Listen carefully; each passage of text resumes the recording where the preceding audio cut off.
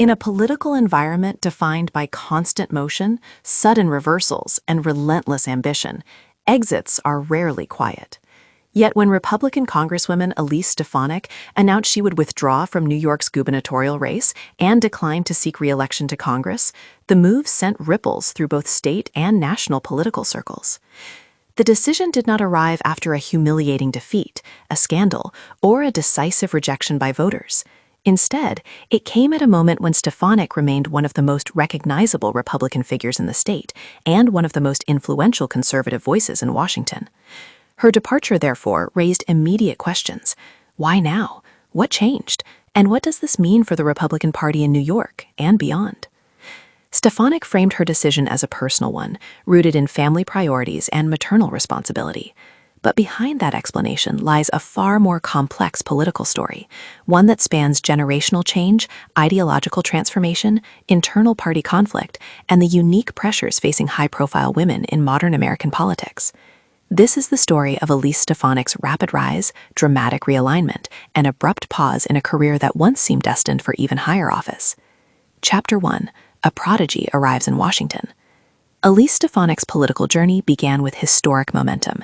In 2014, at just 30 years old, she won election to the U.S. House of Representatives, becoming the youngest woman ever elected to Congress at that time.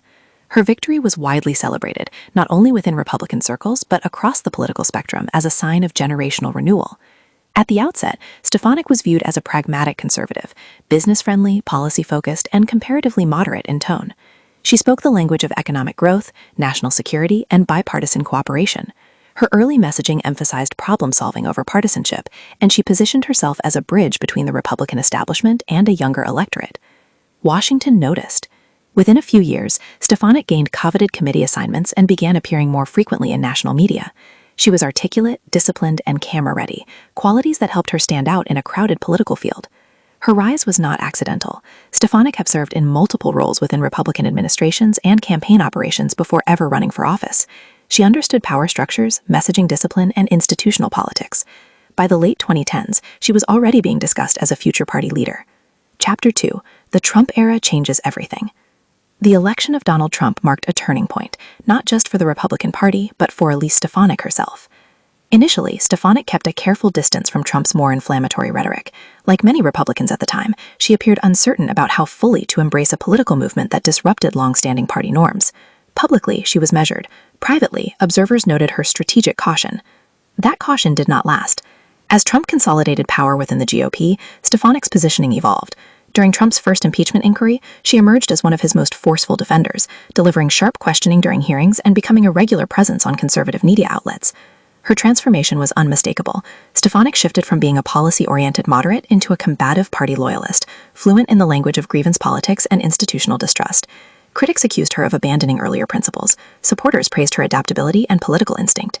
By 2021, Stefanik had replaced Liz Cheney as chair of the House Republican Conference, one of the highest leadership positions in the House GOP. The move symbolized the party's broader realignment. Loyalty to Trump had become a defining credential. Stefanik, once cautious, was now fully embedded in the movement reshaping American conservatism. Chapter 3. January 6th and the Consequences of Loyalty. The aftermath of the 2020 presidential election represented a critical test for Republican leaders. As false claims of widespread voter fraud spread, lawmakers faced a choice: affirm the legitimacy of the election or align with Trump's narrative. Stefanik chose alignment. She voted against certifying the election results, even after the violent breach of the U.S. Capitol on January 6th. The decision cemented her standing among Trump supporters, but also permanently altered her public image. For some, Stefanik became a symbol of political opportunism, someone willing to subordinate democratic norms for advancement. For others, she was a defender of election integrity and institutional accountability. The divide was sharp, and it followed her into every subsequent political chapter. Chapter 4. The New York gubernatorial race emerges. As speculation grew about Stefanik's future, attention turned to New York's gubernatorial race. Republicans, long marginalized in statewide contests, saw an opportunity in Stefanik, a nationally known figure with fundraising power, media reach, and a loyal base. Stefanik entered the conversation with confidence. Polling suggested she could be competitive in a primary, and she made no secret of her belief that she could challenge Democratic dominance in the state. However, the path forward was far from smooth.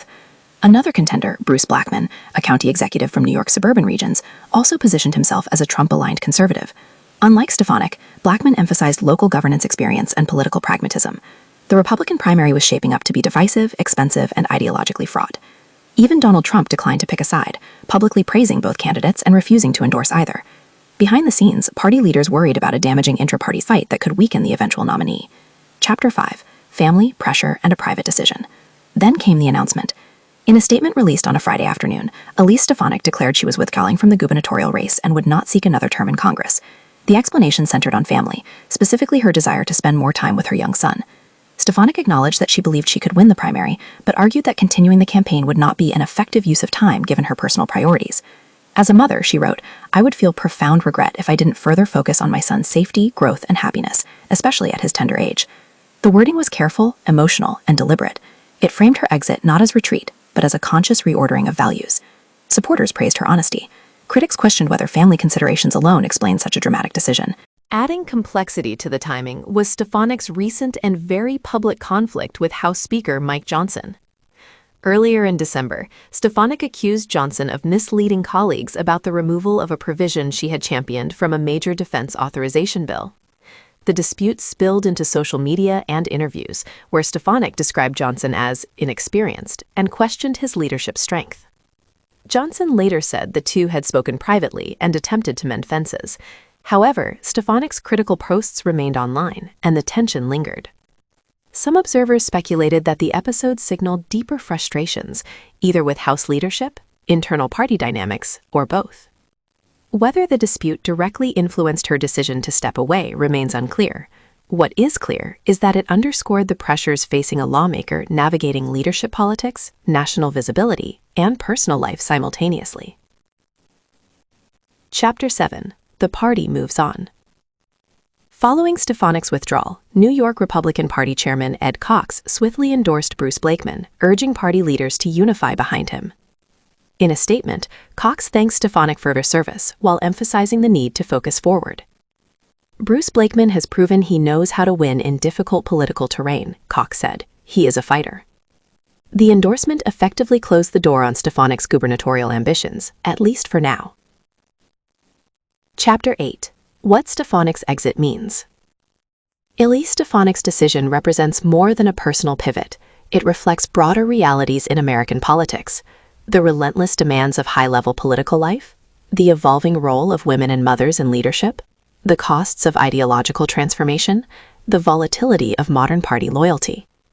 Her career illustrates how quickly political identities can shift and how difficult it can be to sustain them indefinitely. Stefanik leaves office not disgraced, but unresolved. She exits with influence intact, options open, and a political base that remains loyal. Whether this pause becomes a permanent departure or a prelude to a future return remains to be seen. For now, Elise Stefanik steps away from the ballot and back into private life, leaving behind a legacy that mirrors the turbulence of the era she helped define.